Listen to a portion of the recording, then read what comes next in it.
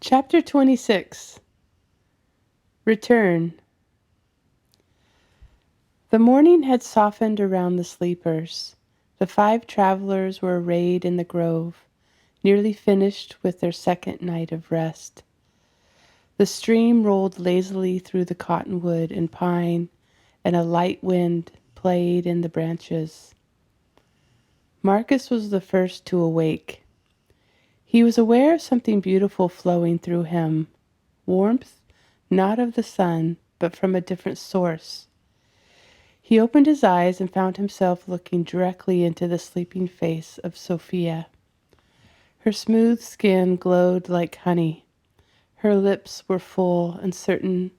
Her dark hair arched gently away from her face.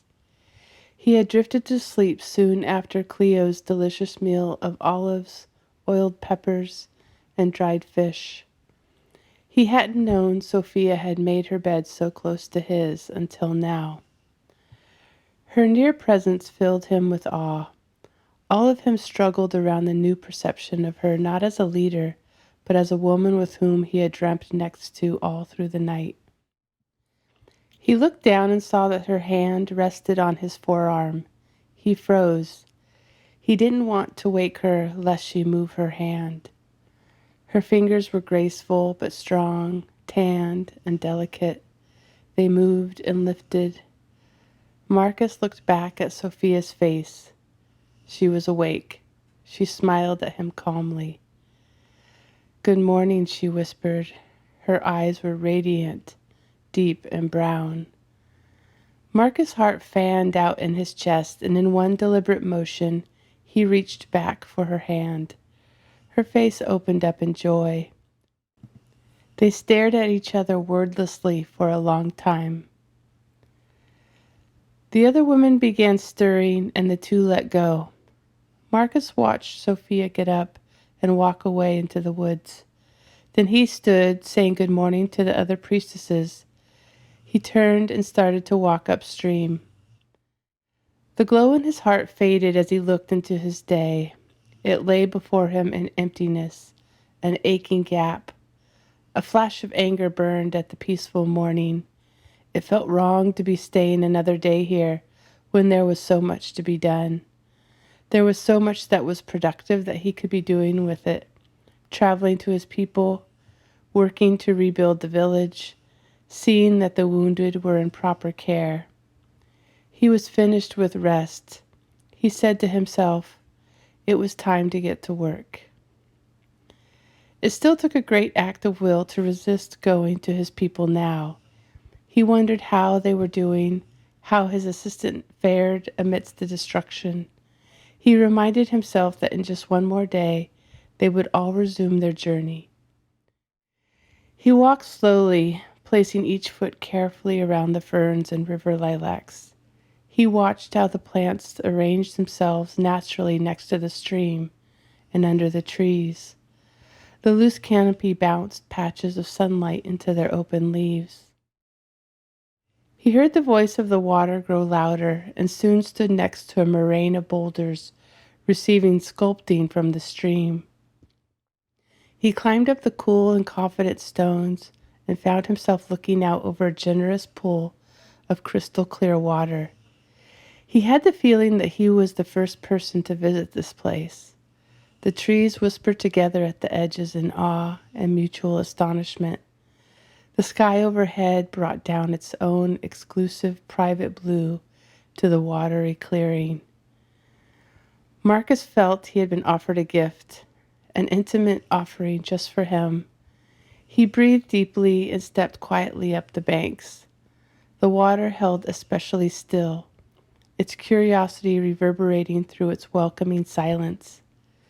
He sat down with his arms on his knees and let himself be flooded with every detail of this place. But an invitation still lay in the stillness, rippling around his heart and ears. It was time for another swim, he thought. The chieftain stood up and undressed before the pool. He stepped into the water and felt its quiet thrill. The water trickled up his body as he pushed himself out from the shallows and over the depths.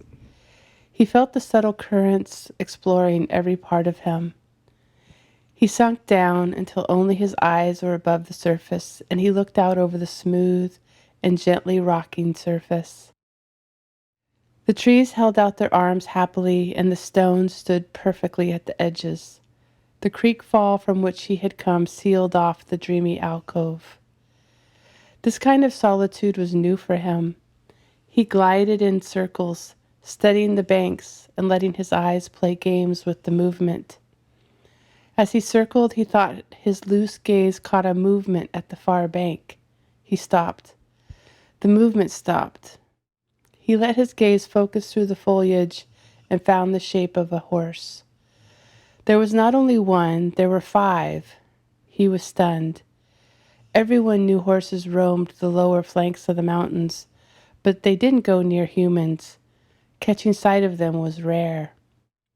But there they stood, earnestly looking at him, as if he were the reason they had come to the pool. He stared, trying to convince himself that what he was seeing was real, and when they began talking to him, he thought that perhaps his ears had been submerged in the water too long. "There you are," said one in a low voice. Suddenly the air was lifted with their warm animal presence. All 5 of them stood at the edge. Each one was white with brown patches arrayed in captivating patterns across their bodies. Marcus moved toward the bank where his clothes lay, and soon he found his footing. Although he was naked in the sun-warmed pool, he squared his shoulders and faced them as a mountain chieftain. He had heard the voice, but was unsure how to respond. He heard the voice in the same way he heard his mountain back home. It spoke again. "We found you."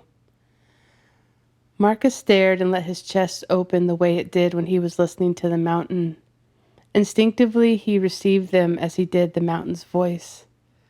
"Welcome and thank you," he said with intention and decorum. But then his mind reeled, and he asked, "Were you looking for me?" "Yes," said the horse at the center. "The rocks are singing now. They have told us you were coming. We are here to help. We are here to carry you up." Marcus received the words in quiet astonishment. Of course mules carried packs, but no beast ever carried a human, least of all the wild and free horses. He turned to the bank and put on his clothes. It seemed more respectful, and it would give him time to think. When he turned back, he saw the horses had quietly entered the water and were swimming toward him. The sun lit up their gleaming faces and manes. He stood back in reverence as the massive beasts emerged from the water, delicate streams retreating from their bodies and trickling into the pool. Unexplainably, he bent low and bowed to them. As his gaze took in the tender grasses at his feet, he fully grasped what they had said. They were here to help them. They were going to carry him and the priestesses up into the mountains. Suddenly a crack resounded through his chest and throughout his body. It was the sound of his heart receiving the horses, receiving their gifts, receiving this act of great and subtle mystery. Marcus stood up and stared at the exquisite beasts. "Thank you," he whispered. "We do need your help." He turned and stepped down the boulders and continued on to camp, with the 5 horses walking patiently behind. As Marcus entered the grove, the priestesses were at their evening prayers. The white light shimmered between them, but this time it wasn't still. It danced lightly in their midst like a ball in a circle of children. Sophia felt the presence of Marcus. Her heart stirred and she opened her eyes. What she saw before her would become a treasured memory to which she would return frequently and joyfully for the rest of her days. Marcus stood before her, radiant and glowing with the dampness of an afternoon bath. His eyes shone with excitement. He wasn't the weary, wizened man that had arrived at the field just days ago. His clothes, now lifted of soil and grief, cascaded lightly down his body. Her eye followed the length of him and then widened to take the whole scene in. That's when she saw the horses. She gasped as she saw that he was surrounded by 5 of them. They were vivid and beautiful, filling the grove with their magic. It could have been a scene from one of their ancient stories incised on the temple columns. The resurrected man and the 5 mythical horses. The realization that such a story didn't exist was quickly followed by the thought that perhaps it was being written now. The other priestesses had also become aware of Marcus and the horses and were cooing with delight. Marcus grinned like a boy. He stepped forward to Sophia and gasped. "They are going to carry us up the mountain," he laughed. Excitement snapped through Sophia and she danced forward and kissed him. In a split second, a soft heart light flashed around them and then was gone as they jolted back into decorum. Cleo, Daria, and Lydia were already before the horses, reaching out their hands gently, earnestly to pet them. The great beasts bowed their head forward gracefully. Cleo ran to the packs and found some apricots, then scurried back, splitting them with her hands and pushing out the pits as she walked. The horses ate her offering eagerly and then walked over to the stream to drink. Sophia glowed with joy. She had no words to offer. The horses had come to help, and for the first time ever, they were going to carry humans. Marcus watched her, tenderness flooding him. "They came to me," he said. "They came and offered their help." Sophia was quiet. Her eyes were lowered to give herself some time to think. They stayed still for several breaths. Then she looked up and said, "A great story is being written. I can't foretell the future, but the world is changing and the horses have decided to be a part of it." Marcus led her up the stream, and they sat down together, their arms entwined, and Sophia put her head on his shoulder. The heart light returned tentatively, a delicate mist around them both. Marcus had spent his life working for his people, and companionship had never entered his mind. He tried to find the words to address what was taking place between him and this priestess of the southern coast. "Love," said Sophia softly. "What?" asked Marcus. "Love," she said. "Love is here." His heart turned within his chest. "Yes," he said. "I am loving you." "I am loving you too," she replied. The light around them deepened and then became brighter against the contrast of the descending night. They continued their conversation in silence as the stars emerged from the sky. They drifted to sleep in each other's arms. When dawn arrived, they found the horses standing around them in expectation. The 2 got up and began gathering up the camp. After breakfast and morning prayers, the mules were loaded. Then Marcus helped each woman upon her horse before mounting his, the one who had spoke to him.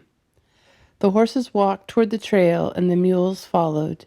The new allies took no direction from their riders. The horses knew where they were going.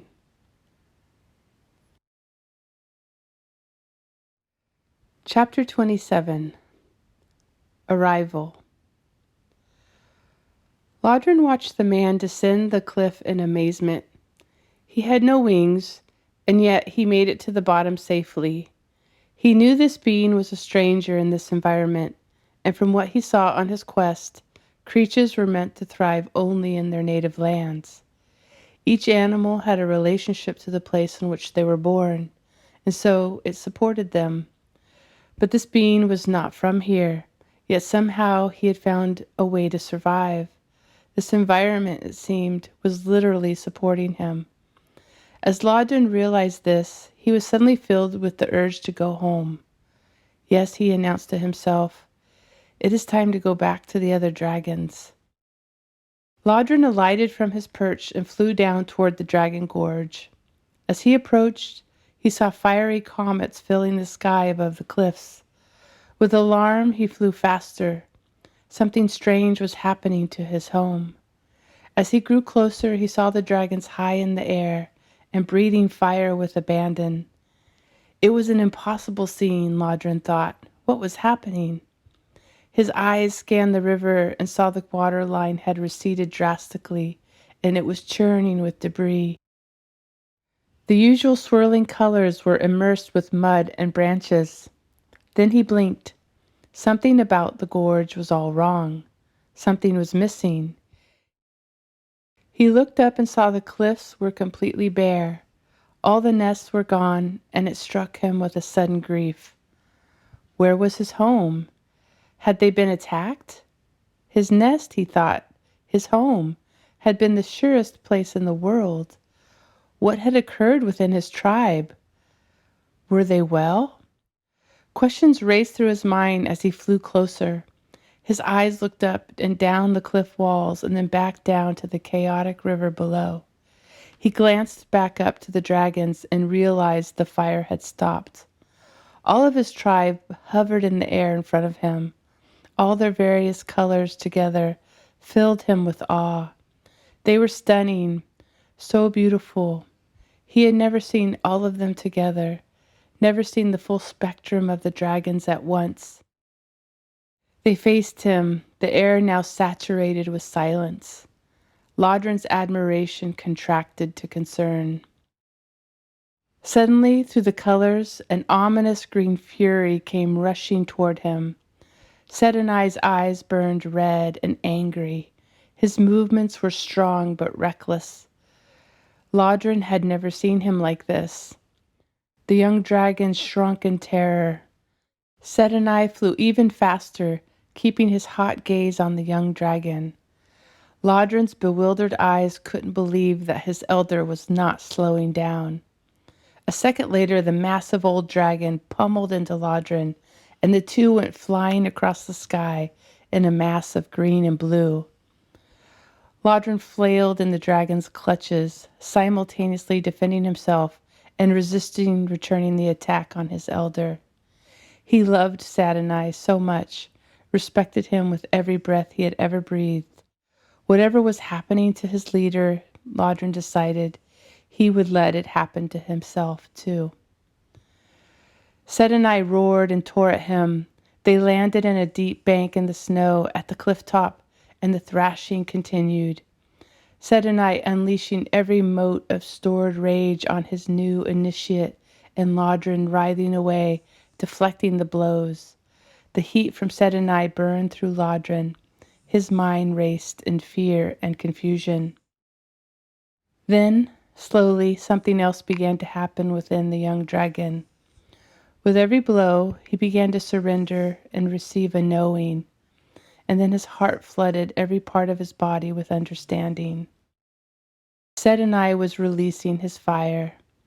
After decades of suppression, Sedonai's phoenix was at last blazing from within him. Ladrin felt the sparks flying off of Sedonai's wings that sung through the air.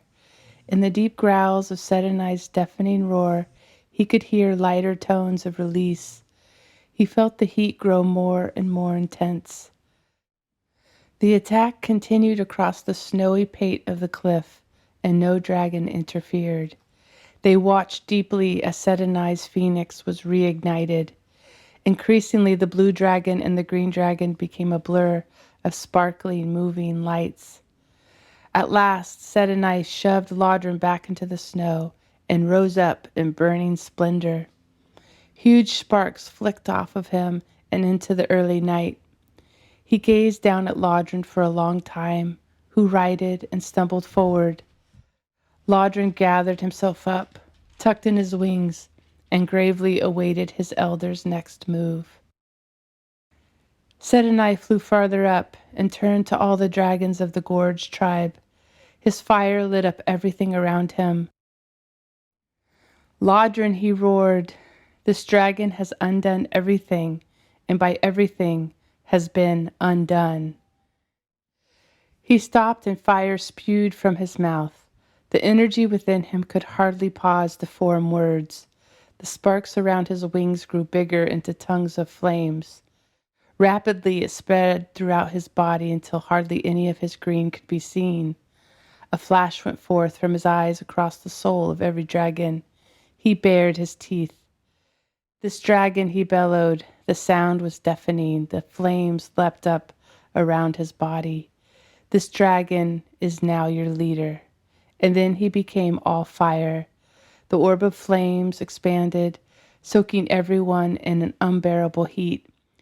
It shot straight into the air and exploded across the sky. The streaks of flames soared in all directions. The dragons watched as the lights touched the darkening horizon and faded. Suddenly everything was saturated in silence. Nobody made a sound. Slowly and instinctively, they gathered in a circle around Ladrin. They waited. He kept his gaze upward as the entire tribe watched him. The thinnest ash trickled from the sky.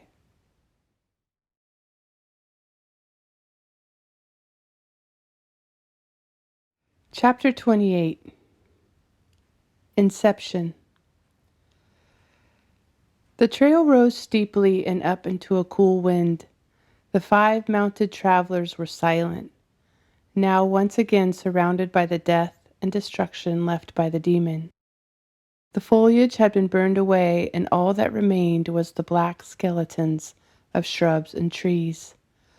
Vultures flew overhead, ready to descend upon carrion, animals that had not survived the demon's rage. The horses snorted and flicked their ears at flies. The priestesses kept their open palms against the horses' necks, trying to absorb as much of their goodness as possible. Although these women were resilient, this environment of devastation was beyond anything they had experienced, and the continued exposure was wearing. Marcus rode last, his relaxed gaze set over the head of his horse. Finally, they were going to his home. He felt relieved and no longer resentful. The restfulness within him accelerated the planning he was doing in his mind. He created a schedule for the rebuilding and scanned over the individuals who could assume leadership roles for the various tasks. And the extra day had given him this wonder of riding a horse.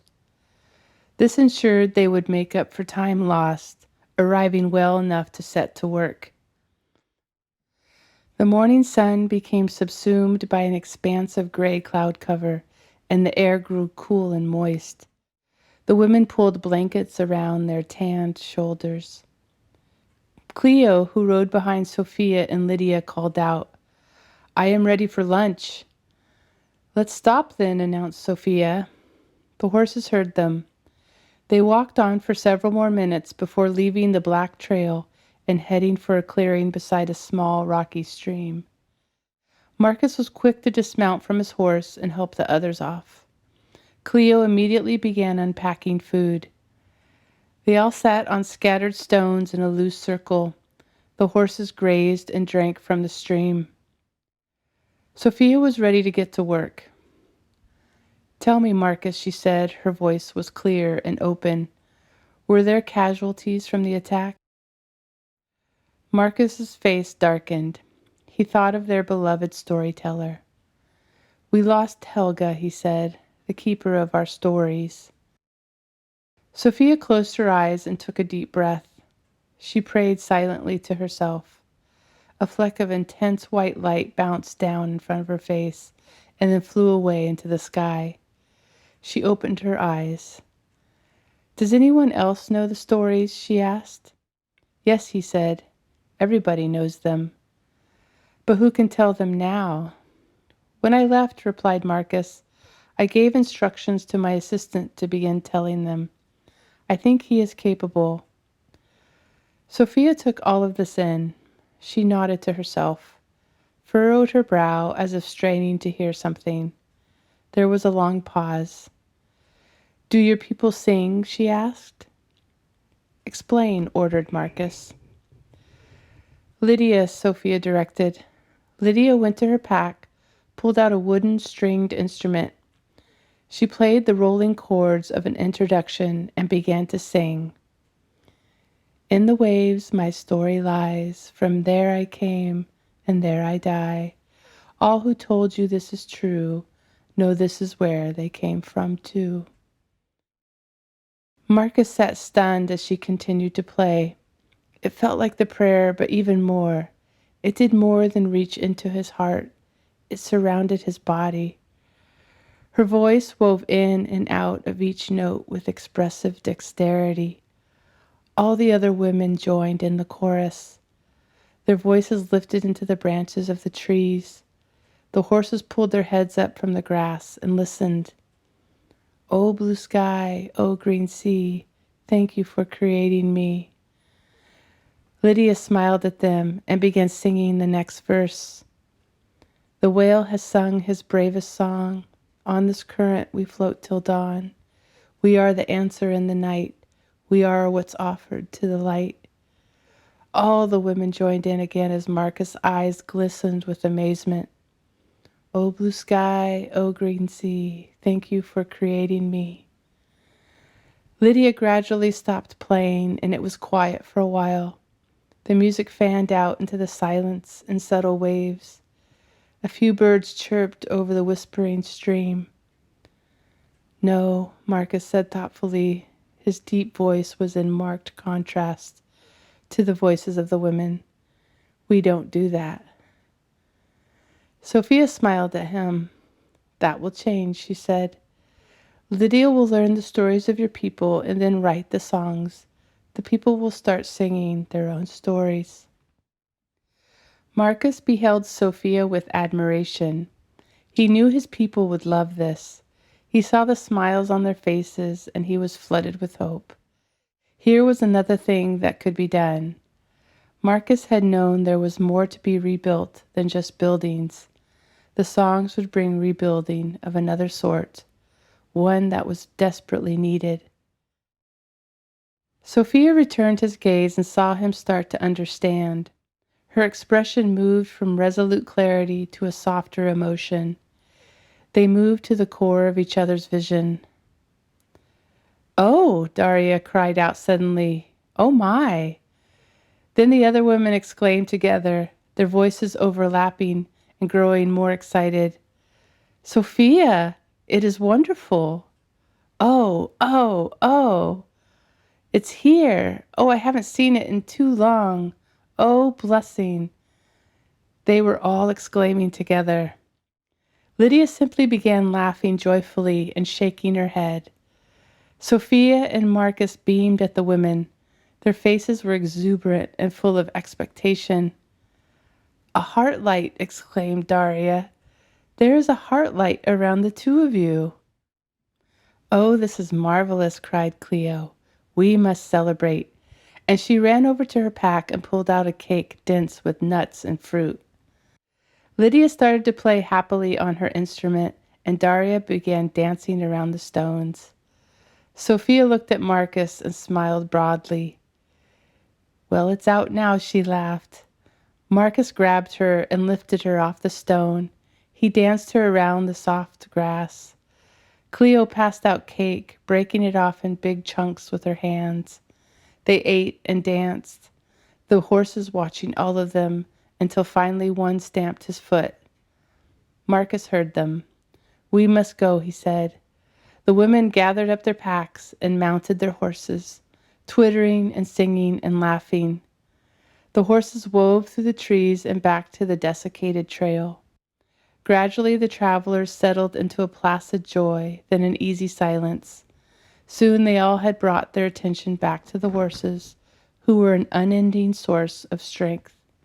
The light of the day began to fade, and the heart light around Marcus and Sophia grew in brilliance.